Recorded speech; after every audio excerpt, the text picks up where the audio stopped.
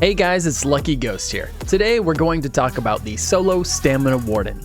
This Solo Stamina Warden build brings fantastic AoE damage combined with fantastic single target damage, and it's surprisingly tanky thanks to some of its abilities, including Brawler. Recently, Stamina Warden was buffed to become one of the top stamina classes in Elder Scrolls Online. It's in a great spot right now, and there's really never been a better time to be a Stamina Warden. So if you've ever thought about trying out the Stamina Warden, now is the time. They've got some amazing looking abilities, the skills are fun, the damage is there. It's just an all-around well-built class, and it's a good time to try one out if you've ever thought about it. Alright, first up, let's talk about the skills. The first skill we're going to talk about is Subterranean Assault. Subterranean Assault stirs a group of shock that attack after 3 seconds, dealing 18,000 poison damage to the enemies in front of you. Now, the part that was changed recently is that after the shock completes their attack, they burrow again for 3 seconds and then resurface again, dealing another 18,000 poison damage to the enemies in front of you. So basically, this ability does twice as much damage as it used to per cast, spread out over a total of 6 seconds. You press it once and then forget about it for 6 seconds. In the meantime, it's going to do a tremendous amount of damage for you. Essentially, what you're going to want to do is use this ability once every 6 or 7 abilities.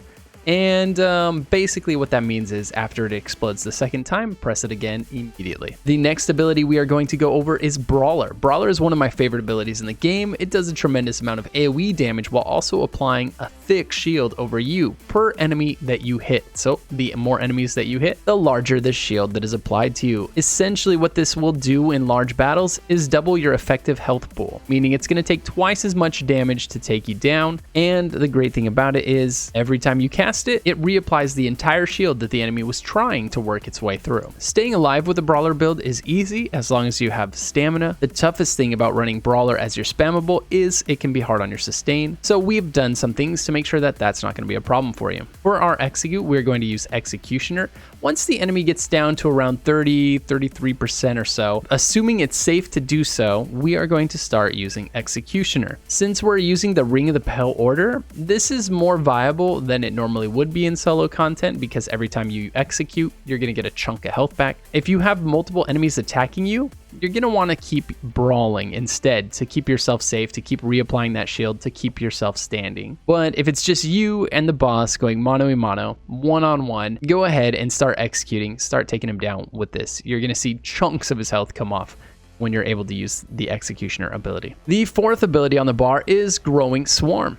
This ability unleashes a swarm of Vetraflies to relentlessly attack an enemy, causing them to bleed for 18,000 damage over 10 seconds. The Vetraflies rip through the original enemy's flesh, afflicting them with minor vulnerability for the duration, increasing their damage taken by 5%. Enemies near the carrier take 2,200 physical damage every 2 seconds for the duration. So what we've got here is not only a fantastic single target dot, we've also got a 5% damage buff for yourself and a small little AoE dot for the enemies nearby. Since we are using the Ring of the Pale Order, this ability is going to be great for dealing damage as well as bringing health back in. The fifth ability on the front bar is Barb Trap. Set a sharpened blade trap at your location, which takes 1.5 seconds to arm and lasts for 1 minute. When triggered, the trap deals 6,466 physical damage, an additional 14,000 damage over 12 seconds, and grants you minor force. Now that second bit is the important part. This is going to grant you minor force for 12 seconds.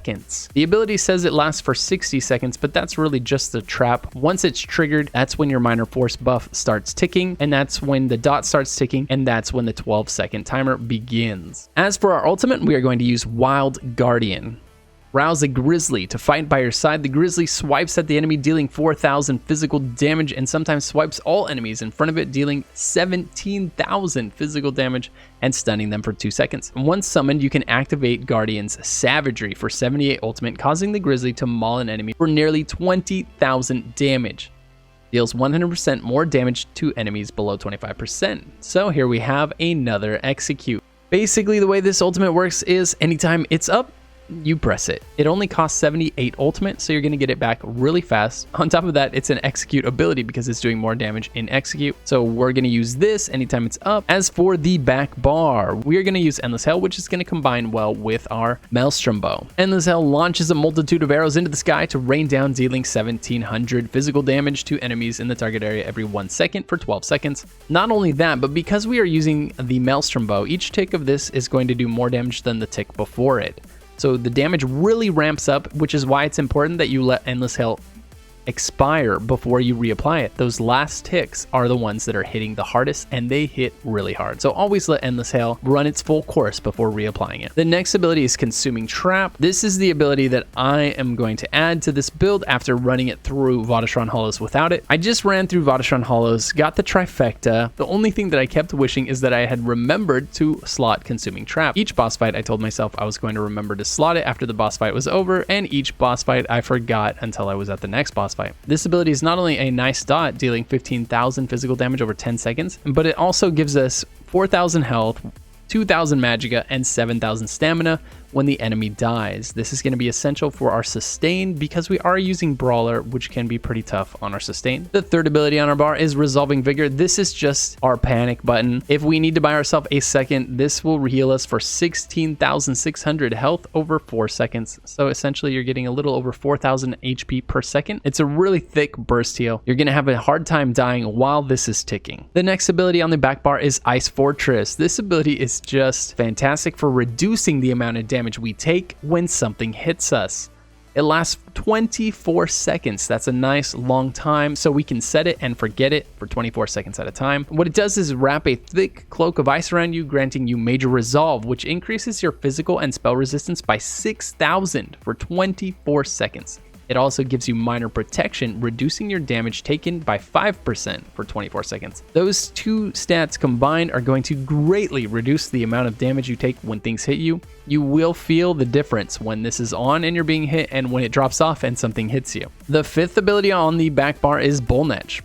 This calls a Bullnetch to your side, which restores 5,000 stamina to you over 25 seconds.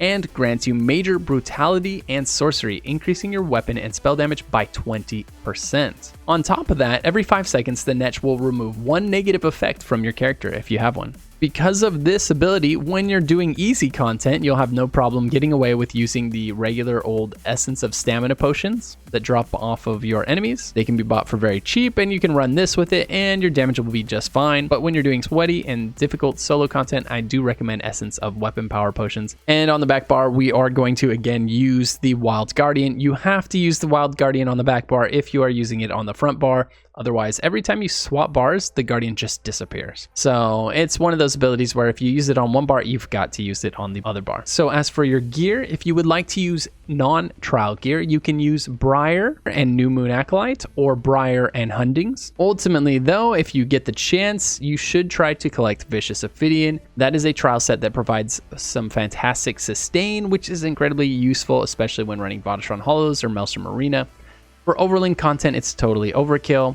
You can get away with wearing pretty much anything on this build. In Overland content, it's going to handle it just fine. But when you start doing that difficult stuff, the Vicious Ophidian can be really helpful. Vicious Ophidian is going to give you a ton of weapon critical, some weapon damage, Minor Slayer, which is going to increase your damage done by 5%. And last but definitely not least, it's going to reduce the cost of your abilities by 8%. And you're going to restore 2,500 stamina every time something dies. And it's going to give you Major Expedition every time something dies, increasing your move speed by 30%. You're going to feel all of that, and that's going to do wonders for your sustain. It's going to do wonders for your mobility. It feels really good. It's a fun set to wear when you're soloing. We are going to pair with this the Ring of the Pale Order. You can pair with Vicious Ophidian Briar, which is going to add weapon critical, max stamina, more weapon critical, and when you deal critical damage, you increase your weapon damage by 435 or 10 seconds. With this effect active, your critical strikes heal you at the same time. This can occur once every 15 seconds. So 10 out of every 15 seconds, you're going to have that extra 435 weapon damage, as well as receiving a little bit of health back every time you hit something. This is a nice solo set because it's providing a good amount of damage, and it's also providing a little bit of heal. Just like Vicious Ophidian, Briar will work very well with any solo build. Now, combined with Briar and Vicious Ophidian, we're going to be running Ring of the Pale Order. Ring of the Pale Order restores 18% of the damage you deal as health, up to a maximum of 2750 health per attack. You cannot be healed by anyone but yourself while you're wearing this ring, so be sure to take it off before you pair up with a healer. Otherwise, you're going to be wondering why your healer's not healing you. Your healer's going to be wondering why your healer's not healing you. You'd be better off with a monster set while you're in a group, unless you don't have a healer. What this ring does is it turns every ability that we cast into health given back to us. Every dot that we cast turns into a heal over time that's bringing health back to us. So it's very important that you keep your dots on the enemy. That's going to be ensuring that you constantly have health coming back in. Even when you're bar swapping, even when you're in between swings of your brawler, you're constantly going to have that health coming back in and topping you up. For the monster set, you can wear any stamina monster set. If it gives you max stamina, that's fine. If it gives you max health, that's also not bad. Swarm Mother and Damahos are really popular choices for the one-piece monster set because they give you maximum stamina and max magicka. However, if you're gonna gold out one, I recommend going for Damahos because the two-piece Damahos set is actually incredibly powerful right now. It was improved this patch. It now gives us 300 weapon damage while we're wearing this set. You're going to feel that in your parses, and your enemies are going to feel that in their faces. It's a great monster set. Try it out. It also has a pretty cool animation when it procs. As for the race, we're going to go ahead and choose Orc. Orc is just best in slot when it comes to stamina DPS. It gives health, it gives stamina, it gives move speed, it gives sprint cost reduction, it gives weapon damage. It also gives health back when you attack things. Literally anything you could want for a stamina hero is in the Orc passive tree, which is why Orc is definitely the best in slot for solo stamina DPS. If you're worried about struggling with your sustain, you could also go Redguard, as they are fantastic for sustain. They basically have a Vicious Ophidian built into their passives that you can stack with Vicious Ophidian for a fantastic sustain. Dark Elf is great for damage, sitting just behind the Orc. And Wood Elf is nice too. They've got built-in stamina regen. As for the passives, we are going to take all of the Animal Companion passives. We are going to take the Maturation passive in the Green Balance skill line. We are going to take all of the Winter's Embrace passives. We're going to take all of the two-handed ability. We are going to take all of the two-handed passives. We're using a bow, so we're going to take all of the bow passives. We are wearing 7 pieces of medium, so we are going to take all of the medium passives. If you would like to have a little more survivability built into your character, feel free to wear 1 piece of heavy and take the corresponding heavy passives. We are going to take the Slayer and banish the Wicked passives from the Fighters Guild. We're going to take the Undaunted Metal passive in the Undaunted. We're going to take all of our racial passives. And of course, we are going to take medicinal use so that our potions have a 100% uptime. For the Mundus, we are going to run Lubber while soloing. You can change that to Shadow when you're in a group. For the champion points, we are going to put 20 into Thaumaturge, 60 into Precise Strikes, 39 into Piercing, 75 into Mighty. We are going to put 72 into Master at Arms, 3 into Physical Weapon Expert. We're going to put 40 into Shadow Ward, 37 into Tumbling, 43 into Tenacity, 75 into Mooncalf, 25 into Bashing Focus, 16 into Sprinter, 34 into Warlord. We are going to put 23 into Quick Recovery, 49 into Elemental Defender, 49 into Hardy, 48 into Thick Skinned, 16 into Spell Shield, 4 into Medium Armor Focus, and 81 into Ironclad. For our attributes, we are going to put 20 into health and 44 into stamina. For our food, we are going to run Lava Foot Soup and Saltreese, which is going to give us 5,000 additional stamina and 500 stamina recovery. Alternatively, if you would like more health, you can run Dubious Cameron Throne, which is going to increase your stamina recovery by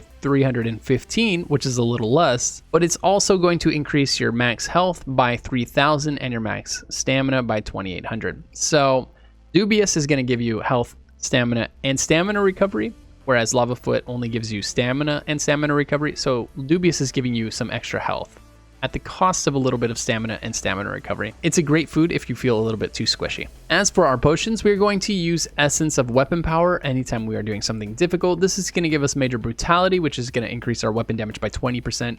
It's going to give us Major Savagery, increasing our critical by 2,629.